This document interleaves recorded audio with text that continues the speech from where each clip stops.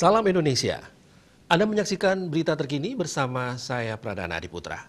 Hujan lebat kembali mengguyur sejumlah wilayah Bali. Meski sempat terang di pagi hari, menjelang siang langit kembali menghitam disertai dengan turunnya hujan.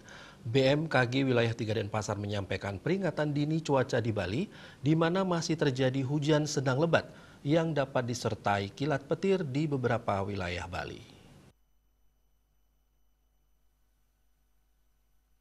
Kepala Balai Besar MKG Wilayah 3 Denpasar Agus Wahyu Raharjo menjelaskan wilayah di Bali ini meliputi Jembrane yang terjadi di Melayan, Negara Pekutatan. Di Tabanan wilayah Slemadeg, Rambitan, Tabanan, Kediri, Marge. Di Badung, di Mengui, Kuta, Kuta Utara, Abian Semal. Masyarakat pun diminta tetap waspada. Selain peringatan dini terkait hujan lebat, pihak BMKG juga menginfokan terjadinya gempa bumi yang terjadi beberapa hari lalu. Wilayah Lombok Utara diguncang gempa bumi tektonik yang getarannya terasa hingga Karangasem. Hasil analisa BMKG menunjukkan bahwa gempa bumi ini pada kedalaman 11 km.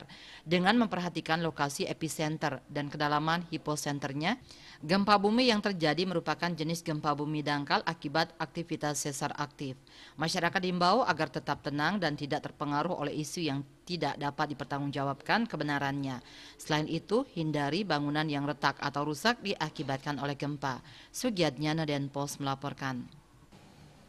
Untuk mencegah penyebaran COVID-19, ingat pesan ibu selalu terapkan 3M, wajib memakai masker, wajib mencuci tangan, dan wajib menjaga jarak, serta wajib menghindari kerumunan. Dengan penerapan perilaku 3M, Indonesia segera terbebas virus corona menuju Indonesia maju.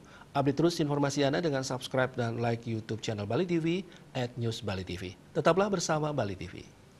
Salam Indonesia.